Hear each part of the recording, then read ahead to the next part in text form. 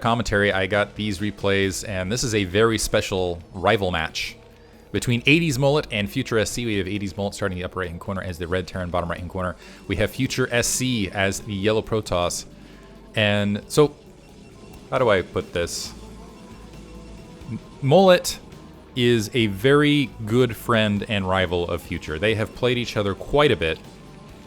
I don't know when it started, but 80smullet challenged Future to a match, and Future they've played each other, I don't know, maybe even 100 games? Like, it's been a lot of games. Future has far and above the more wins. Simply because that was when 80smullet was still learning the game.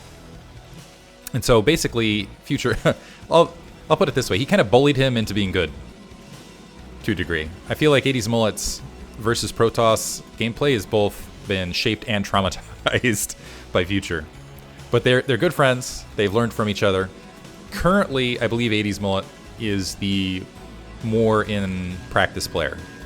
Future had a bit of a hiatus, he's come back. I think Future's sitting around 1800 MMR, which I think is, trying to think where that is, and I'm really bad on my MMR ratings. I think yesterday I was actually having food with Jayoon and Tank and Flash FTW, shout out to those guys, and I was talking about how Artosis' MMR, and about, I'm like, that sits between 2200, 24, it's actually more like, I don't know, I think he sits more between 1900 at lowest, and then usually 2200 when he's playing really, really well. He's hoping to get up to 2400, we'll see if he can get there. Anyway, currently, Future is, I think, sitting around the B level, solid B. He's going to end up scouting 80smullet first, whereas Future is higher MMR. I think he's in the A range. Here's the thing, though.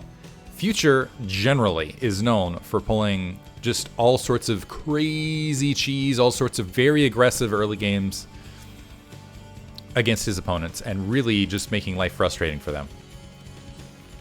80smullet building his interior barracks in kind, as you can see, so he can run the Marines back and forth. Here, for a very long period of time, this is how Future won most of his matches, was by sending early Zealot pressure.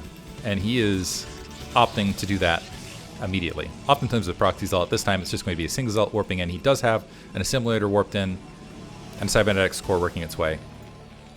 Future's big strength is his early game micromanagement, and just having really solid unit control. Trying to drop a Manor Pylon didn't end up trapping any SCVs. A little bit off place. It will disrupt mining, and it will actually cause that Marine to have a little bit more trouble focus firing. Single SCV and gas, which suggests Smullet's going for a faster expansion to follow this up. No second Marine. Going straight to factory to deal with this Zealot. I like this play from 80smullet, actually. I take it back. Second Marine building, but getting that factory down a little bit faster. And the two Marines that are already on the field going ahead and taking down that pylon. Second Zealot on the way. Now this is a critical thing, and actually, ooh, Future getting cheesy. He's going to follow this up immediately with DTs. Wants to slow 80smullet down with this harassment, and this is oftentimes how he wins games. Zealot's inside the base, working on that SCV, trying to slow that factory down. Does get the initial building SCV wiped out, and actually is driven off the second SCV, which is going to slow that factory down, which is going to slow the anti-Zealot push down, and as a follow-up, might slow down any sort of response against DTs. Marines are gathered up to deal with this Zealot, but this is really where Future oftentimes excels. Oof, getting one Marine already in that gap.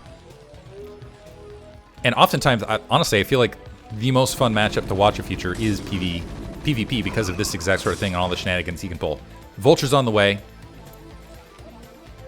No more Zealots being produced. There is an initial Dragoon, and there's that Templar Archives warping in. 80smullet is a ways away from any sort of detection. If he can get some mines down, something along those lines, might be in a better position. He still has not gotten a scout inside Future's base. In fact, I'm not even sure what happened to that scouting SCV. Maybe it got killed by Zealot along the way.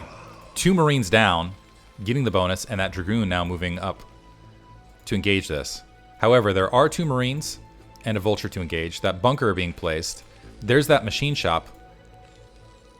80smullet needs to get mines. Ooh, and plopping down to command center, getting greedy. This is going to be dangerous, considering that Templar Archives is active and a DT is on the way. Future showing his continued aggression. Did manage to get the Vulture, but is going to have to back off from the bunker here. Sorry, Vulture's actually moving out. Wow, I take it back. So 80smullet, while I wasn't looking, dropped the Vulture. I think a second Vulture got killed there.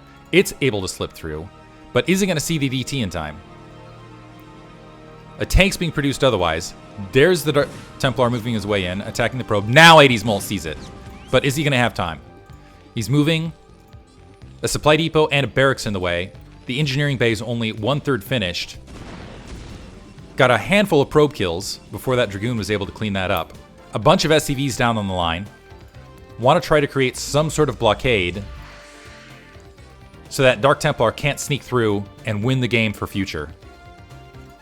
Dark Templar making its way across, sneaking across that bottom corner. I believe that Shimmer is spotted, and now Future basically just needs to block this ramp. Body block it with sacrificial SCVs. And if he can hold this ramp, he might end up in a better position in the mid-game. That command center is up, building the turret on the low ground. The Dark Templar not noticing it. Second missile turret is being built in the main.